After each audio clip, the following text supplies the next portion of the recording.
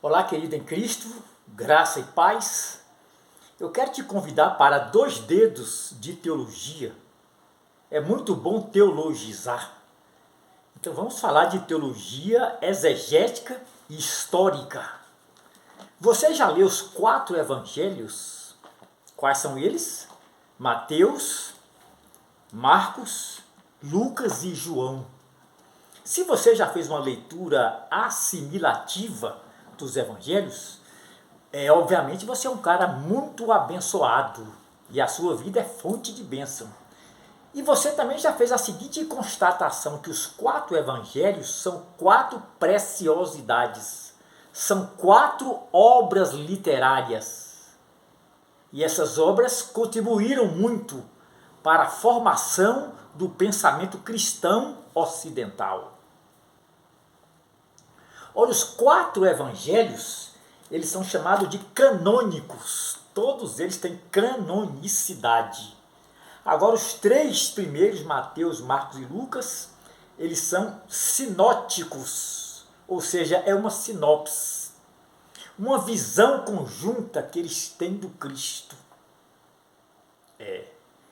Esses 4 evangelhos têm um só propósito, que é transmitir uma mensagem, que é a mensagem querigmática, é a proclamação do Cristo. E esta mensagem, escrita há 2000 anos atrás, ela tem aplicabilidade hoje. Ela é atemporal. Parece até anacronismo, né? Aí os historiadores vão dizer que isso é anacronismo. Mas irão de convir que trata-se de uma verdade inquestionável. É isso? Então os 4 evangelhos têm este propósito, transmitir a mensagem querigmática. E você observa que os 4 evangelhos, eles são cristológicos e apologéticos. Olha, mas os 4 evangelhos, você há de convir que são 4 narrativas diferentes. São abordagens distintas, né? São perspectivas diferentes. Então, cada evangelho, dentre os 4 evangelhos, cada um deles tem as suas peculiaridades, as suas especificidades. Por exemplo, Mateus, ele escreveu para os judeus convertidos ao cristianismo, melhor dizendo, ao Cristo.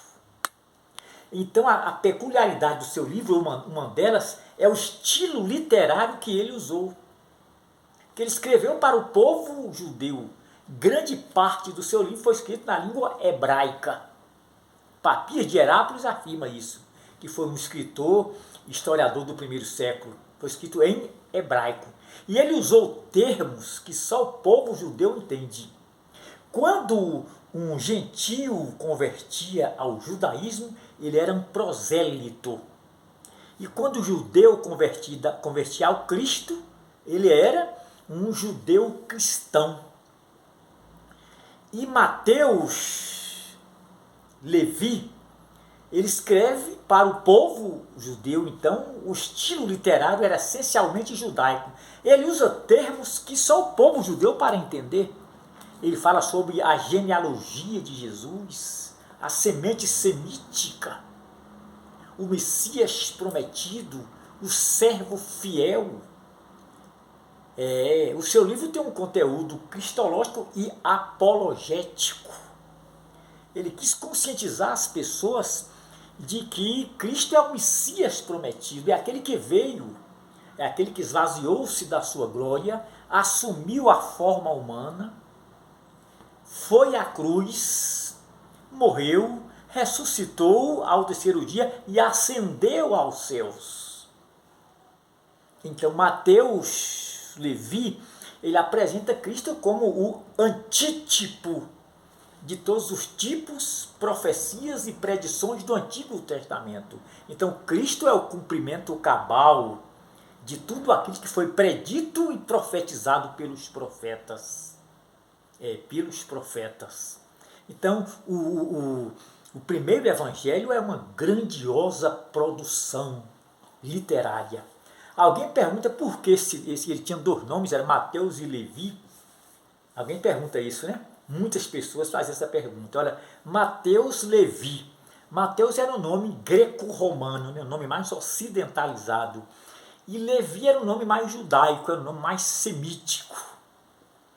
E Mateus, ele escreveu não com base em fonte secundária, não. Ele andou com Jesus. Ele foi testemunha ocular dos feitos miraculosos de Jesus. Mas quando Cristo chama Mateus, Levi, o texto diz que ele era um publicano, né? Cobrador de imposto. Era muito mal visto pela sociedade romana, era aquele cara desonesto que enricava de forma ilícita, explorando as pessoas financeiramente, cobrando impostos altíssimos. Então o publicano era mal visto pela sociedade. E todo publicano ele era funcionário de alto escalão do governo romano, porque ele pertencia à classe dos patrícios, que era a classe dominante. A estruturação social romana subdividia em 4 classes, né? Os escravos, os clientes, os plebeus e os patrícios. E os patrícios eram da aristocracia, né? Era a classe dominante, era a classe poderosa. E todo patrício, ou todo aristocrata, ele era um escravocrata, ou seja, ele era dono de escravo. E o escravismo era fonte de renda do Império Romano. O escravo atuava nas lavouras, em várias atividades, e gerava renda para fortalecer a economia do Império Romano. Agora, se você fizer uma análise histórica e exegética do livro de Mateus, você vai constatar que Mateus era um escravocrata. Ele, por ser um patrício, ele era um escravocrata, ele era dono de escravo. Mas quando Cristo chamou, ele teve que passar por uma descensão sociopolítica e econômica. Não ascensão, mas descensão. Ele tinha que abrir mão de muita coisa que ele tinha em razão da chamada de Cristo.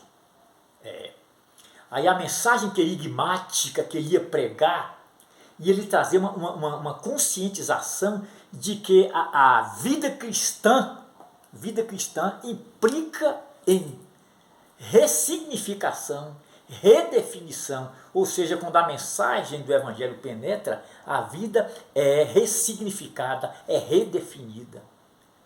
Porque a conversão a Cristo traz implicações profundas. Aí Mateus se conscientizou que ele tinha que liberar o escravo. Ele não podia mais vender vidas humanas, comercializar vidas humanas, que isso é desumano, isso é anticristão, isto fere a santidade de Deus. Ele não pode tornar a vida humana uma coisa, um objeto de comércio. Ele liberava o escravo. Então, com isto, o Império Romano perdia. Eu vejo aqui 3 características, né, deste período, né, do período da Igreja Apostólica. Primeiro é a abdicação de bens materiais. Aí Mateus teve que abdicar de seus bens em razão da chamada de Jesus. As pessoas de hoje, aqueles que se dizem chamados, né, os apóstolos principalmente, eles não querem abdicar, muito pelo contrário, devido à influência do capitalismo, eles querem acumular bens, né? Cada vez mais consumista, né? Eles querem acumular bens. Abdicar dos bens materiais, nada. Acumulação, sim. E Mateus Levi, ele teve que abdicar de seus bens.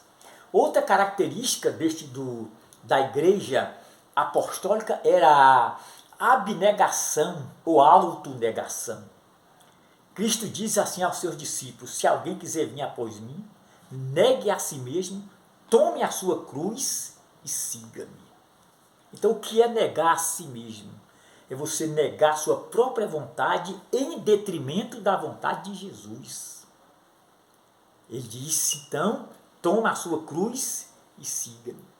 Essa expressão tomar a cruz é a metáfora de sofrimento.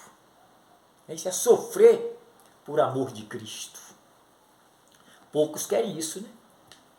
E a terceira característica da igreja apostólica era a resiliência, que é a capacidade de você passar por situações de humilhação, situações degradantes, sem questionar, sem murmurar, sem blasfemar e sem desistir.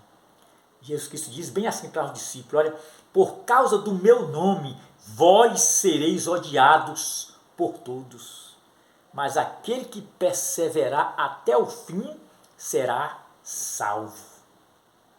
Olha, você já constatou que a história do judaísmo e do cristianismo, ela é pedagógica. Então, ela ensina você a fazer a vontade de Deus.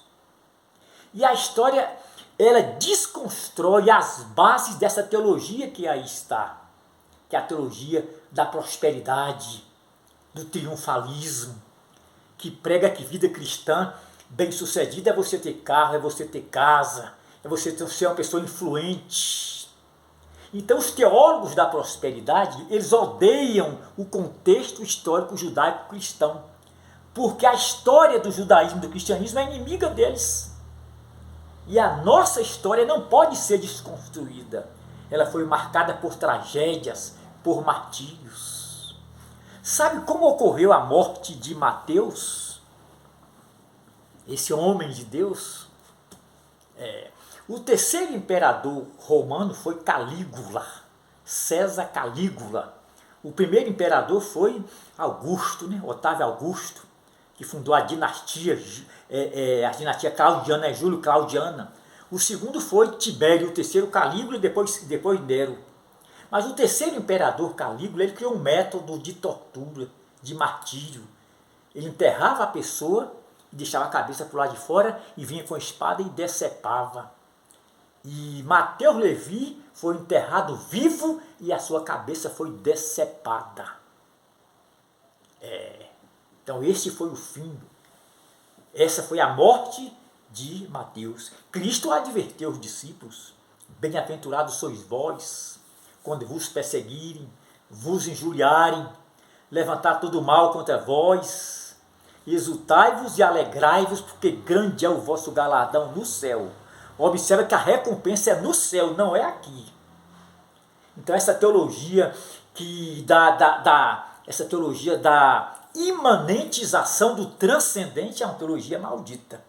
Quer trazer tudo para hoje. Quer pregar uma era paradisíaca hoje. Cristo prometeu o seguinte, que a recompensa é no céu, não é aqui. Não é aqui. Aquele escritor lá do quarto século, né? Ele criou a palavra trindade, né? Que é uma verdade que está na Bíblia, né? A existência da trindade, Pai, Filho e Espírito Santo. Aí Tertuliano de Catargo criou essa palavra trindade. E Tertuliano foi um talentoso advogado, um polemista e apologista da fé. E Tertuliano, ele disse o seguinte, que não adianta martirizar crente. Sabe por quê? Porque sangue de Marte é semente. Brota.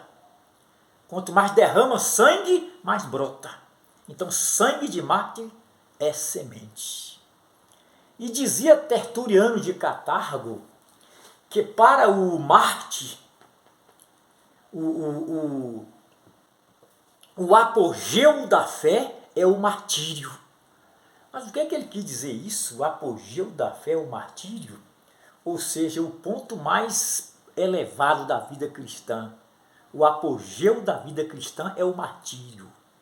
Aquele que é martirizado por causa do nome de Cristo, esse alcançou o apogeu da fé.